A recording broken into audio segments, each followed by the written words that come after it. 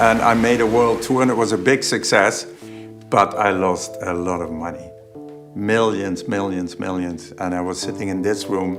The news broke like a thunderclap across the classical music world. André Rieu, the beloved king of waltz, conductor of the Johann Strauss Orchestra and classical music's greatest showman, had reportedly made a shocking confession from what was described as his deathbed. The vibrant maestro, who had filled stadiums across the globe with the joyful strains of Viennese waltzes, had apparently revealed a truth so unexpected that it left millions of fans reeling. For over 3 decades, André Rieu has been a fixture in classical music, transforming what was once considered an elite art form into accessible entertainment enjoyed by millions. From his breakthrough performances in the 1990s through his rise to become one of the most commercially successful classical artists in history, Rieu's charismatic presence and joyful interpretations of classical waltzes defined a new approach to orchestral performance. His concerts, spectacular affairs combining music with elaborate staging and emotional storytelling, have sold out venues worldwide, with over 40 million albums sold and countless television specials bringing his performances into living rooms across the world. Then, suddenly, alarming headlines began appearing. André Rieu's final confession, King of Waltz, reveals shocking truth on deathbed. And perhaps most dramatic, André Rieu, I couldn't die without telling the truth about my music. The claim spread rapidly across social media platforms where algorithms reward emotional engagement without regard for accuracy. Concerned fans flooded legitimate news sites with questions, while others took to Rieu's social media accounts seeking confirmation or denial. I was devastated when I first saw those headlines, said longtime fan Elizabeth Winters. André's music has been the soundtrack to so many important moments in my life. The thought that he might be seriously ill was heartbreaking enough. But these supposed confessions seemed to undermine everything we thought we knew about him. The rumors appeared to have originated from an obscure entertainment blog that claimed to have received exclusive information from someone close to the Rieu family. According to this unverified source, Rieu had fallen seriously ill and, believing his time was limited, had gathered his family and closest associates to reveal a truth he had kept hidden throughout his career. It's remarkable how quickly these narratives develop, explained Dr. Sophia Chen, a media studies professor who researches misinformation. People see a headline that seems plausible given the limited information available, and they share it without verification. With beloved cultural figures especially, there's an emotional investment that can cloud critical thinking.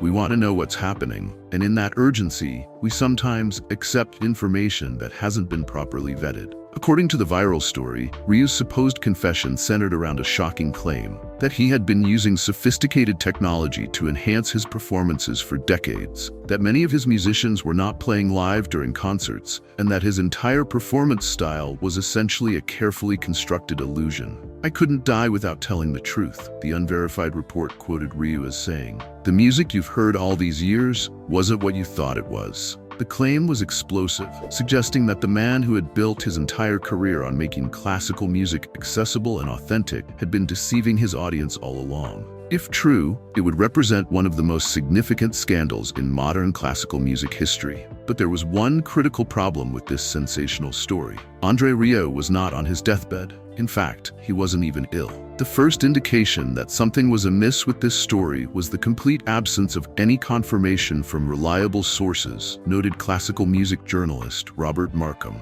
An artist of Rieu's stature, with his professional management team and media connections, would not have such significant news break through an obscure blog. Furthermore, there had been no previous reports of any health concerns. He had been actively performing just weeks earlier.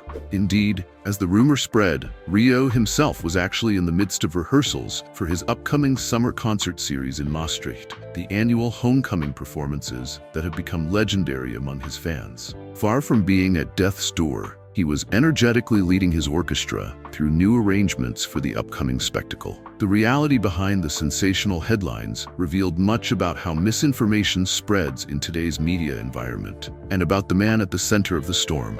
When we showed André these headlines, his first reaction was concern for his fans, said Pierre Rieu, André's son and the executive producer of his concerts. He wasn't angry about the false claims regarding his health or his integrity. He was worried that people who love his music might be distressed. That tells you everything you need to know about my father's character. Within hours of becoming aware of the rumors, Rieu took to social media with a video message that was quintessentially André. Warm, direct, and with a touch of humor. "My dear friends," he began, violin in hand and standing in his rehearsal space surrounded by orchestra members, "I hear that I am supposedly making deathbed confessions. This is quite surprising news to me, as I feel very much alive." He then played a vigorous few bars of Strauss's Radetzky March before continuing. "As you can see, my fingers still work. My orchestra is still here, and we are preparing to bring you more beautiful music. The only truth I need to confess is how much I love sharing this music with you."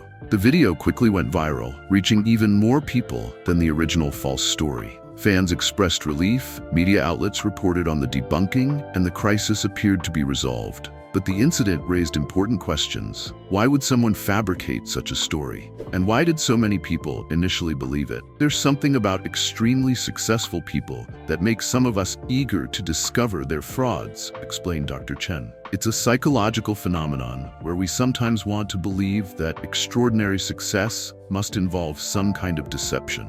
With classical music, which already carries associations with elitism and inaccessibility, Rieu's enormous popular success makes him a perfect target for this kind of rumor. Indeed, throughout his career, Rieu has faced criticism from classical purists who consider his approach to the music too populist, too emotional, too accessible. The fabricated confession played directly into this existing narrative, the idea that making classical music appealing to millions must somehow involve trickery or compromise. What's ironic about these allegations is that they get André completely wrong, said Manuela Boders, a violinist who has performed with Rieu's Johann Strauss Orchestra for over 20 years. The truth about André isn't some dark secret. It's exactly what you see on stage. He genuinely believes music should bring joy. He genuinely loves the waltz, and he genuinely wants to share that with as many people as possible. The act would be if he pretended to be a stern, serious classical conductor. That would be the real deception. In the aftermath of the false story, something unexpected happened. Rather than simply moving on, Rieu decided to address the substance of the fabricated confession. Not because he needed to defend himself, but because he saw an opportunity to share the actual truth about his approach to music. "Perhaps I should make a real confession," he said in a thoughtful interview with a classical music publication the following week. "My confession is that I have never understood why classical music became associated with seriousness and solemnity. The composers we revere, Mozart, Strauss, Lehar, they wrote music to make people happy, to make people dance, to make people feel. Somewhere along the way, we built this wall of formality around their works. My life's mission has been to tear down that wall." When asked directly about the technical aspects of his performances, the elaborate staging, lighting, and sound systems that create the Rieu concert experience, he was characteristically transparent. "Of course, we use technology in our concerts. We perform in stadiums and arenas. Without amplification, without lighting, without proper staging, no one would see or hear us," he explained. "But every note you hear is played live. Every emotion you see is genuine. The technology serves the music and the connection with the audience. It never replaces it." This candid response revealed the true André Rieu. Not a man with dark secrets, but an artist who has always been remarkably consistent in his vision and values. The fabricated deathbed confession had inadvertently created an opportunity for him to reaffirm the philosophy that had guided his entire career. "The real truth I want people to know before I die, hopefully many, many years from now," he added with a smile, "is that classical music belongs to everyone. It was never meant to be locked in formal concert halls or treated like a museum piece. It was meant to be alive, to be emotional, to connect people. If that's a confession, then yes, I'm guilty as charged." As the false story faded from headlines, it left behind an unexpected legacy. Fans who had been momentarily shaken by the rumors emerged with an even stronger connection to Rieu and his music. The incident had prompted many to reflect on why his approach to classical music had touched them so deeply in the first place. What André Rieu did was revolutionary, but not in the way his critics claim, observed Markham. He didn't change the music. A Strauss waltz in his performance is recognizably the same composition. What he changed was the context, the presentation, and most importantly, the permission he gave audiences to respond emotionally. He made it okay to smile, to cry, to dance to classical music again. That's not deception. That's liberation. For the musicians of the Johann Strauss Orchestra, the incident reinforced what they had experienced firsthand for decades. People sometimes assume our performances are somehow less authentic because we smile, because we enjoy ourselves, because we connect with the audience, noted concertmaster Frank van der Heijden. The strange assumption is that real, classical music must involve looking serious and creating distance from the audience. André taught us that the most authentic performance is one where we share our genuine love for this music. There's no act, no deception, just the opposite. As Rieu resumed his touring schedule, playing to sold-out venues across Europe, the Deathbed confession story became an occasional joke in his performances. During one concert, he paused between pieces and said with a twinkle in his eye, "I should confess something to you all tonight," causing a ripple of laughter to spread through the audience before he continued. "I think this might be the most beautiful audience we've ever played for." The moment of tension and release perfectly captured Rieu's ability to connect with his fans, acknowledging the bizarre rumor while transforming it into a moment of shared joy. The fabricated story had unintentionally revealed the real truth about André Rieu, not through its false claims, but through his response to them. His immediate concern for his fans, his good-humored correction, and his thoughtful reflection on his musical philosophy demonstrated the authentic character that had made him beloved by millions. "If there's a lesson in this strange episode," reflected Pierre Rieu, "it's about the power of truth to outlast falsehood. My father has spent his career being exactly who he appears to be, a man who loves this music with his whole heart and wants to share that love with the world. No false story can change that reality." As for André himself, the experience seemed to have deepened his appreciation for the connection he shares with his audience. "For 40 years, I have looked into the eyes of people in my concerts and seen how the music touches them," he reflected. "I've seen tears of joy, memories awakened, love rekindled. That connection is sacred to me. It is built on trust. The audience trusts me to give them my very best, and I trust them to open their hearts to the music. No rumor can damage that bond." In a world where sensational headlines and viral stories often seem to dominate our attention, the brief, strange case of André Rieu's Deathbed confession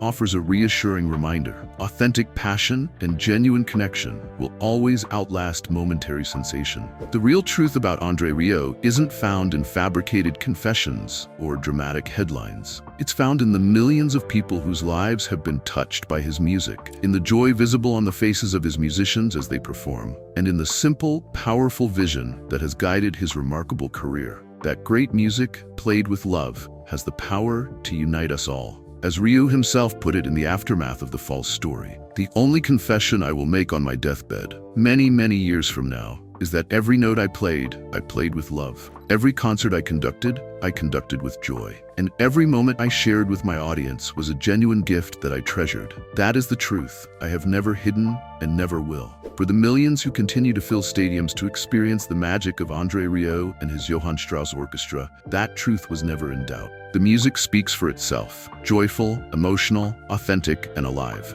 No confession needed.